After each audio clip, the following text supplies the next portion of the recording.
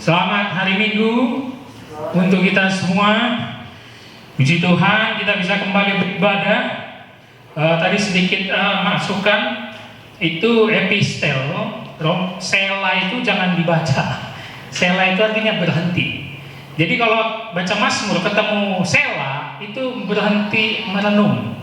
Ya berhenti 5 detik. 1, 2, 3, 4, baru baca lagi, gitu ya. Bukan dibaca itu, sela itu bukan dibaca, itu artinya diam.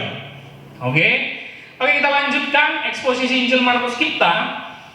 Kemarin kita sudah mulai di perikop Yesus berjalan di atas air, murid-murid diterpa angin sakal 6 jam, di mana Yesus menyuruh mereka duluan berlayar, sedangkan Yesus berdoa di atas bukit. Lalu jam 3 malam Yesus berjalan di atas air, yang kemarin kita pelajari bahwa itu menunjukkan Dia adalah Allah Yahweh yang ada di Perjanjian Lama.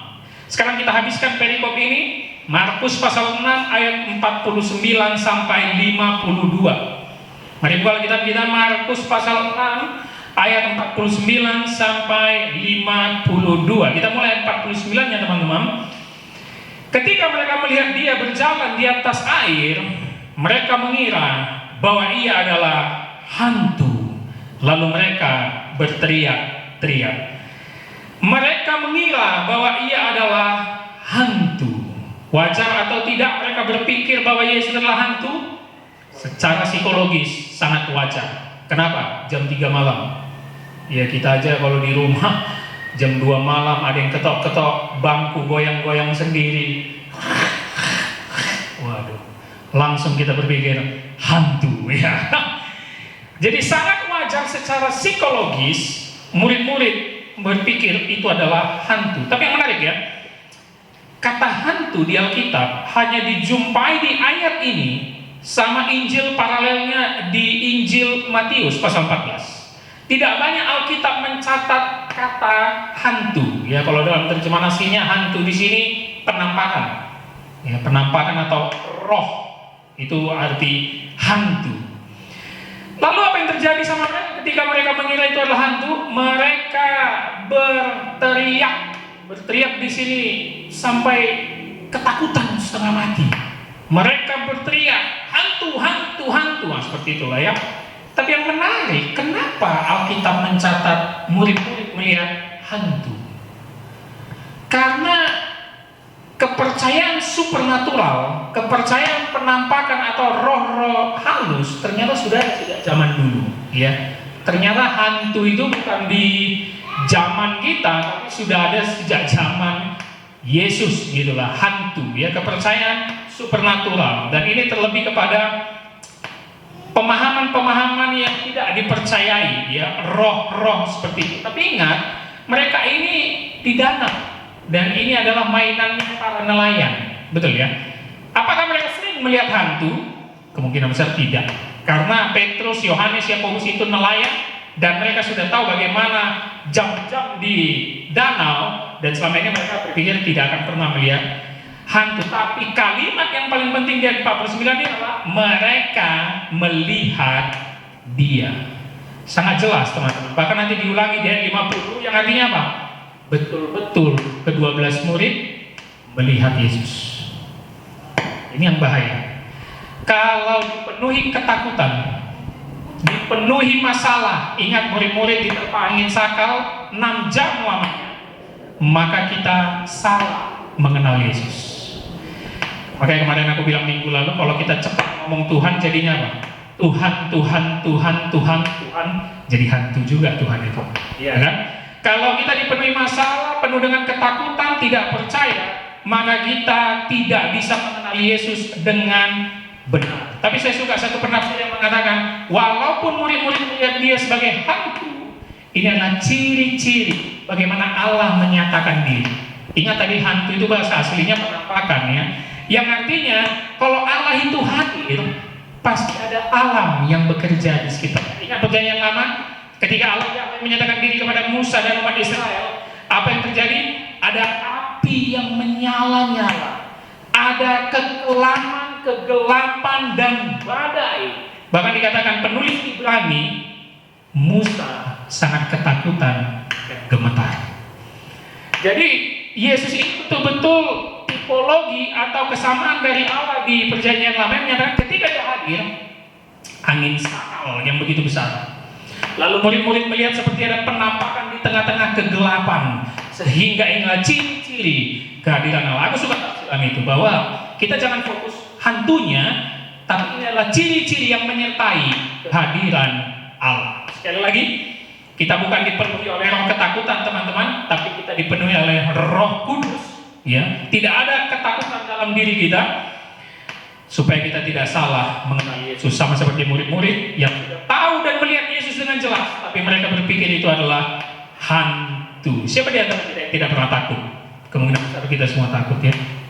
Kemarin tepat 2 hari yang lalu mama aku telepon karena dia baru ada acara di Sibolga, ke sana lagi, pedalaman Sumatera, pokoknya kampung-kampung pedalaman Sumatera sana lagi. Jam 2 malam di tempat hotel dia menginap, tiba-tiba ada yang manggil. Dia telepon aku itu, Pak, aku pun merinding.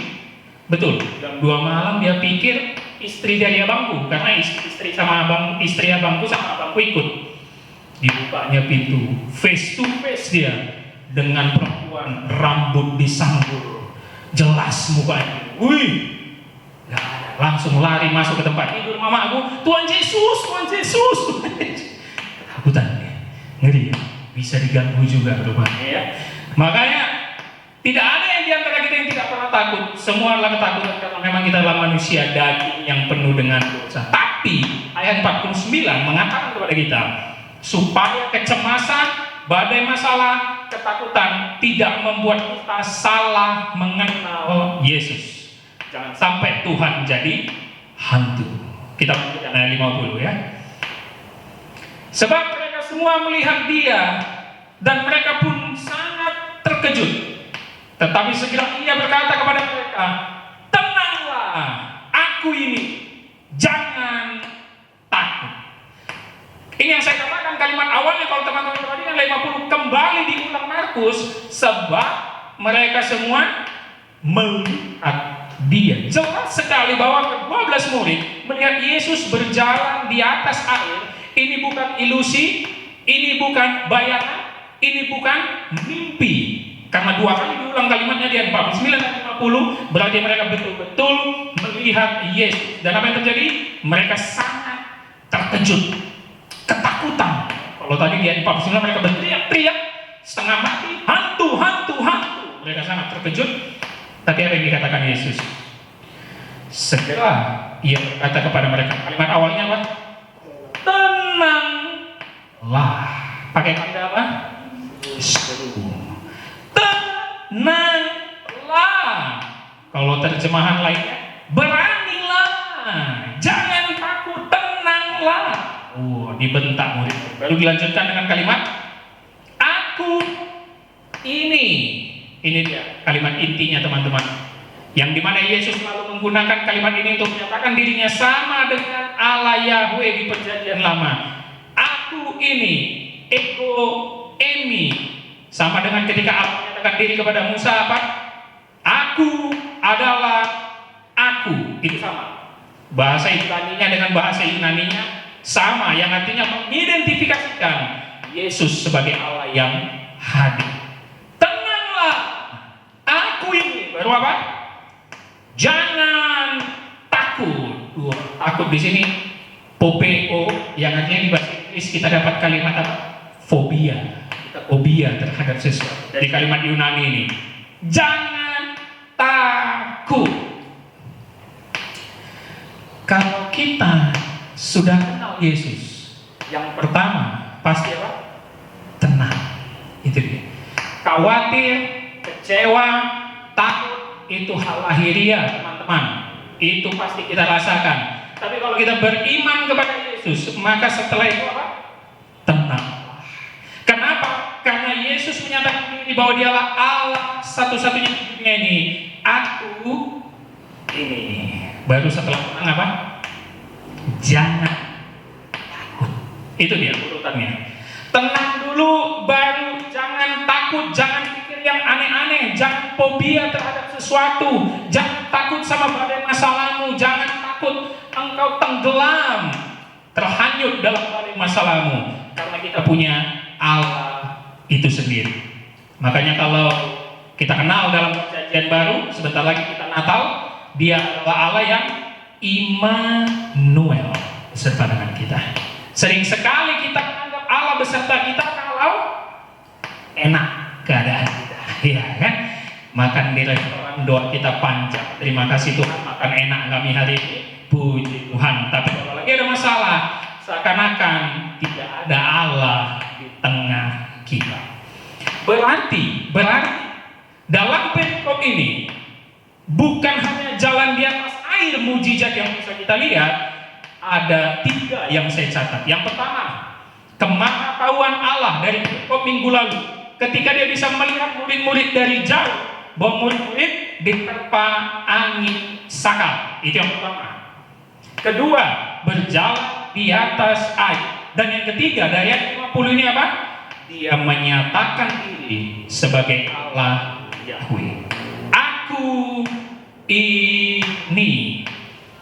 Ketika kita salah paham mengenal Yesus karena badai dan masalah hidup kita, teman-teman, Tuhan akan datang kepada kita jika kita beriman penuh kepadanya, maka kita tenang dan tidak takut. Makanya adalah badai pasti berlalu, ya. Walaupun hidup kita diterpa badai yang begitu mengguncang semuanya, tapi ingatlah, pasti berlalu. Yesus akan selalu memperhatikan kita. Ingat perikop minggu lalu, setelah Dia memperhatikan dan tahu masalah kita apa, Dia akan datang kepada kita menyatakan diri. Allah Immanuel. Kita sebentar lagi sudah mau Natal. Kita sering sekali mengucapkan Immanuel, tapi saya harap kita supaya tidak salah paham bahwa Dia Allah yang menyertai kita sekalipun di tengah masalah dan beban hidup yang begitu berat. Jadi saya mengatakan, ya, jangan cari Allah, jangan mengucap syukur terlalu mudah ketika hidup ini enak. Itu imanmu sangat cetek kalau bisa aku bilang. Karena agama lain yang nggak percaya Yesus pun, ketika semuanya berjalan mulus, dia pun mengucap syukur sama Tuhannya. Begitu. Tapi iman Kristen terdidik, kita tetap mengucap syukur, mengatakan Allah Immanuel ketika kita diterpa masalah, ketika kita ada air mata yang jatuh, ketika kita dikecewakan orang, difitnah orang, diputusin pacar. Nah, itu dia. Tidak punya uang, disitulah seharusnya kita melihat Allah tetap hadir di tengah kita. Allah Immanuel. Jadi perhatikan kalimat itu, ya. Tenanglah, aku ini, jangan takut. Ini sama dengan pernyataan Allah di Perjanjian Lama, aku adalah aku. Sama, jangan takut. Coba kita lihat ayat 51. Lalu Ia naik ke perahu mendapatkan mereka, dan angin pun redalah. Mereka sangat tercengang dan apa yang menarik? Ketika Yesus naik ke perahu, apa yang terjadi? Ketika Yesus di minggu lalu di atas bukit, apa yang terjadi sama murid-murid? Diterpa angin. Ketika kita jauh dari Yesus, ketika kita tidak beriman kepadanya, tidak percaya kepadanya, masalah terjadi. Angin badai menerpa hidupmu. Lihat aja dari minggu lalu Yesus jauh, kena angin sakal mereka nambah. Ayat 51, begitu Dia naik ke perahu, angin pun reda. Adakah Yesus di perahu kehidupanmu, teman-teman? Saya suka kalau konseling teman-teman yang mau menikah, anak-anak muda, selalu saya bilang, bahtera rumah tangga, jurumudinya bukan suami, bukan juga istri, Tuhan Yesus. Kalau dia nggak menjadi nakoda di dalam keluargamu, siap-siap kau kayak kapal Titanic menabrak batu karang, ya mati semua. Walaupun kisahnya romantis, ya, si Jack sama Rose, betul. Jack sama Rose, kan, kisah Titanic itu, kan. Tapi ketika bukan Yesus yang ada di perahu bahtera rumah tanggamu, maka kau akan mendapat badai masalah. Tapi lihat di 51, ketika Dia naik, angin pun redalah. Tapi yang menarik, teman-teman mungkin miss atau lupa, Markus tidak mencatat kisah siapa? Ini kan kisah terkenal. Seharusnya ada yang disisipkan. Siapa di sini? Petrus. Petrus yang terkenal, dia bilang apa? Tuhan, kalau itu kau, suruhlah aku jalan di atas air. Markus nggak mencatat itu, enggak. Ya, karena bagi dia sombong kali kalau mencatat Petrus doang. Nanti murid-murid ini kali ya. Masa bisa murid-murid nggak dicatat hanya Petrus ya? Yang kita tahu akhirnya Petrus jatuh. Kenapa dia jatuh? Kena angin badai kan? Dia merasakan tiupan angin, dia tidak percaya, akhirnya tenggelam. Tapi langsung dibilangnya, Tuhan, tolonglah aku. Baru kata Yesus apa dibilangnya? Kenapa kau kurang beriman? Ya. Tapi Markus nggak mencatat itu. Seharusnya di kisah ini, di ayat ini, disisipkan oleh Injil Matius, kisah Petrus yang dia meminta berjalan di atas. Tapi yang selalu menjadi penting setelah masalah selesai, air dan badai dikendalikan, sama di pasal 4 yang kita tahu sewaktu itu Yesus tidur, langsung dikendalikannya, berhenti juga badai. Tapi apa yang terjadi? Respon murid-murid, perhatikan kalimat keduanya. Mereka sangat tercengang dan bingung. Aneh ya? Aneh gak? Ini sama anehnya kalau baru sekarang kita selalu mencoba apa? Tuhan Yesus kau baik kali. Itu aneh. Aku kadang dengar orang Kristen yang ngomong gitu. Kawannya kok baru tahu Tuhan Yesus baik. Betul kan? Itu aneh itu. Walaupun mungkin dia spontan baru dapat rezeki gitu ya, baru menimpa uang 1 miliar dia gitu ya, atau mungkin dia baru mendapatkan pasangan sehingga menikah, atau yang menikah baru mendapatkan anak, pasti selalu dua orang Kristen itu Tuhan Yesus kok baik kan?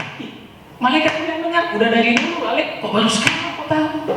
Ini sama nih kayak respon murid-murid. Udah ikut Yesus setengah perjalanan, melihat yang kusta sembuh, lumpuh sembuh, yang mati bangkit, angin ribut diledakkan. Sekarang badai berhenti, apa responnya? Tercengang dan aneh. Seharusnya kalau kita jadi murid dalam perahu, apa ini respon kita? Oh, memang udah biasa kok. Memang udah yakin kami kok bisa kok bentikan badai. Memang udah yakin kok. Tapi murid-murid tercengang dan bingung. Ini adalah respon yang sama persis dengan orang-orang yang bukan murid Yesus. Amazed, terkesan, terkejut, senang. Ini kita temukan dalam perikop-perikop atau pasal sebelumnya, di mana orang banyak begitu tercengang melihat mujizat Yesus. Seharusnya murid-murid tidak lagi memberikan respon ini. Makanya nanti ayat terakhir diperkuat dengan berita, belum cukuplah mujizat 5 roti 2 ikan memberi makan 5.000 orang. Saya ingin memberikan ilustrasi untuk kita bisa mengenal Yesus itu bagaimana sebenarnya. Kalau ada orang bawa benda tajam, ditusuknya ke Jainal, dia orang baik atau jahat? Jahat. Nah itulah, jangan cepat kali jangan bilang jahat, tergantung Pak, gitu kan. Ini supaya kamu mengenal Yesus lebih dalam. Kalau dia menusuk kau sampai merampok kau atau memperkosa kau, ya. Itu jahat, itu kriminal itu, ya kan? Itu jahat. Pakai benda tajam tusuknya kau, dirampoknya kau, dipukulnya kau, jahat. Tapi kalau benda tajamnya suntik, yang suntik kau namanya dokter, supaya kasih vaksin sama kau. Baik atau jahat? Baik. Mengenal Yesus, jangan cepat kali kita bilang baik kali waktu itu. Enggak. Kenali dulu bagaimana dia menyertai hidup kita. Terkadang yang sakit pun dibuatnya sama kita. Kita harus terbiasa ngomong baik kali Tuhan Yesus. Jangan terlalu cepat. Seperti mereka murid selalu bingung, tercengang, ya. Tapi tidak pernah mengenal dia lebih dalam. Kalau baru sadar bagaimana Tuhan bekerja dalam hidup, tidak engkau sadari sampai sekarang kebaikannya, maka mau saya katakan, kita bukan murid Yesus, tapi orang-orang luar yang suka mujizat. Kalau murid Yesus responnya itu udah nggak tercengang dan bingung lagi, tapi ada ketaatan dan bersyukur kepada Dia. Kita lihat ayat terakhir. Sebab sesudah peristiwa roti itu, mereka belum juga mengerti dan hati mereka tetap degil. Itu perlu digarisbawahi. degil ya. Mereka belum juga mengerti. Bayangkan sudah setengah perjalanan, ini sudah mau pasal 7, sudah setengah perjalanan. Dan hati mereka tetap degil. Degil di sini artinya hati yang keras dan membatu. Nah itu dia. Hati yang keras dan membatu. Kalau teman-teman baca Perjanjian Lama, bagaikan Allah yang mengeraskan hati Firaun. Ya. Tidak pernah percaya dia sama Allahnya si Musa. Tidak pernah percaya. Hatinya keras dan membatu. Itulah degil. Ini sama kalau orang atau teman kita curhat mulu sama kita, kita nasihati, tidak berubah juga. Itu degil, bebal, hati keras dan membatu. Bahkan mereka juga belum mengerti. Dan teman-teman, istilah degil ini sama muncul di pasal 3 ketika Yesus menyembuhkan yang tangannya sakit. Ahli Taurat dan Farisi marah sama Yesus. Yesus bilang, memang degil dari ahli Taurat dan Farisi ini. Makanya respon murid ini sama dengan respon orang belum percaya. Istilah degil itu muncul di pasal 3, Markus pasal 3 ayat ke-5. Ia berduka cita karena kedegilan mereka. Bayangkan teman-teman. Maka di kalimat awalnya perhatikan ayat 52, sebab sesudah peristiwa roti itu mereka pun juga mati. Aku suka sekali dalam orang Israel ini terkadang lebih bodoh daripada kita yang sudah mengenal Alkitab walaupun tidak pernah bertemu langsung dengan Allah ataupun Yesus. Betul kan? Bayangkan ya, kalau ada orang bisa buat 5.000 roti lebih 10.000 dari tangannya keluar ini, masa aku nggak kagum? Betul nggak? Atau roti mana yang turun dari langit dalam Perjanjian Lama, masa kau nggak berkata, wih, Allah itu betul-betul ada, haleluya. Mereka enggak. Makanya saya katakan ya, jangan pernah kenal Yesus hanya karena terima mujizat. Pasti pengenalan salah. Karena berkali-kali mujizat dilakukan di Alkitab, orang akhirnya nggak percaya. Bahkan apa? Yang bangkit dari mati pun bukan membuktikan bahwa dia percaya sama Tuhan. Maka dibilang Yesus sama apa? Ahli Taurat, sekalipun orang mati dibangkitkan, juga nggak akan percaya.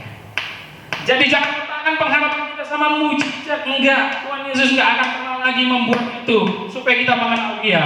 Tapi kita harus menjadi hati yang memiliki hati murid, supaya kita tidak degil, supaya kita memiliki respon yang benar sebagai murid. Apa aplikasinya untuk kita teman-teman di dalam perikop ini, khususnya di ayat 52? Kalau sampai sekarang kita ke gereja, sampai sekarang kita sudah rajin baca Alkitab, tapi banyak kelakuan kita nggak berubah. Saya bukan bilang perubahan itu instan, tapi banyak kelakuan kita nggak berubah. Saya katakan kita degil. Kita bukan murid Yesus. Kita hanya orang yang suka terhadap mujizat dan berkat Yesus. Kalau sampai sekarang rajin ke gereja tiap minggu, rajin baca Alkitab, rajin pelayanan mimbar, tapi nggak betul-betul kenal Yesus, kita adalah degil.